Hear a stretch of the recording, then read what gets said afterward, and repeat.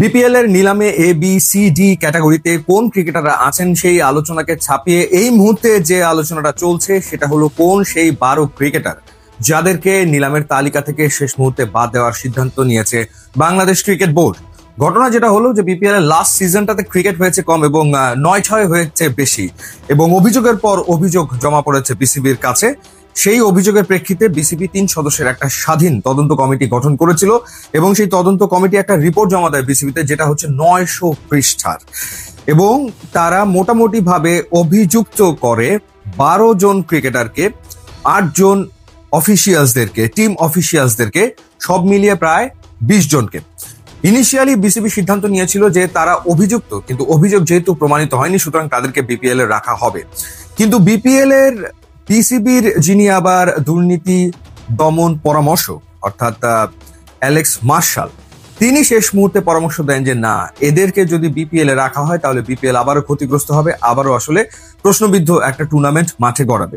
সেই কারণে শেষ মুহূর্তে এসে বাংলাদেশ ক্রিকেট বোর্ড কিংবা বিপিএল গভর্নিং কাউন্সিল সিদ্ধান্ত নিয়েছে যে ওই 12 ক্রিকেটারকে নিলামে রাখা হবে না এবং ওই 8 জন টিম অফিসিয়ালদেরকে এবারের বিপিএল এ কোনো টিমের সাথে সম্পৃক্ত হতে দেওয়া হবে না। এরপর থেকেই আসলে ক্রিকেট পাড়ায় যে আলোচনাটা চলছে যে সেই 12 ক্রিকেটার কারা, এই নামগুলো চলে আসবে।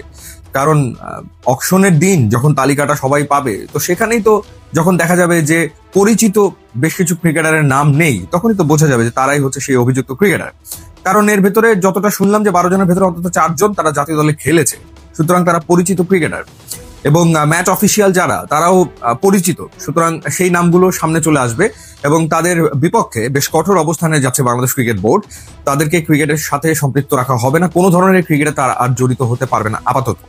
এরপরে তারা যদি নিজেদেরকে নির্দোষ প্রমাণ করতে পারে তারপরে তারা আবার ক্রিকেটে ফিরতে পারবে। সো এই হচ্ছে ঘটনা। অকশনের ঠিক একদিন আগে এরকম এক পরিস্থিতি আসলে তৈরি হয়েছে, সুতরাং সবার ভেতরে ওই কিউরিওসিটি আছে যে তারা কারা। তবে এরকম একটা ইনিশিয়েটিভ নেওয়াটা জরুরি, কারণ সত্যিকার অর্থে বিপিএল এর গত সিজনে যা যা ঘটেছে, মানে ক্রিকেট সত্যিকার অর্থে কম হয়েছে এবং উল্টাপাল্টা ঘটনা বেশি হয়েছে। আপনাদের নিশ্চয়ই খেয়াল আছে কি ধরনের হোয়াইট বল আমরা দেখেছি, কি ধরনের নো বল হয়েছে, এবং খেলা দেখেই মনে হচ্ছে যে এই খেলার ভেতরে কোনো না কোনো গলদ আছে। এই ম্যাচ তো এরকম আসলে হওয়ার কথা না। সেই ক্ষেত্রে অখ্যাত বিদেশি ক্রিকেটারদেরকেও এনেছিল বিভিন্ন টিম, তাদেরকে দিয়ে যা মনে করিয়েছে, যা চেয়েছে তাই করানোর চেষ্টা করেছে ফ্র্যাঞ্চাইজি গুলো।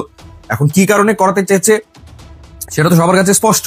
আর একটা ব্যাপার হচ্ছে যে প্লেয়ারদের পারিশ্রমিক তারা দিতে পারছিল না, সেই ক্ষেত্রে তারা ওই অনৈতিক কর্মকাণ্ডের আশ্রয় নিয়েছে, প্লেয়ার্স পেমেন্ট এগুলো করার জন্য। এই ধরনের ঘটনা আসলে শুনেছি। তো এখন আর 24 ঘন্টা পরেই হচ্ছে অকশন, এবং একই সাথে দুইটা ঘটনা ঘটতে যাচ্ছে যে কে কোন দলে খেলবে এবং ওই 12 ক্রিকেটার কারা, সেই নামগুলো সামনে চলে আসবে। তবে এটাও বাংলাদেশের ক্রিকেটের জন্য বেশ বড় সড়ো একটা ধাক্কা হতে চলেছে, কোনো সন্দেহ নাই। ইউটিউব এবং ইনস্টাগ্রাম লিঙ্ক আছে, আপনারা যোগ দিলে খুবই খুশি হবে। And thanks for watching.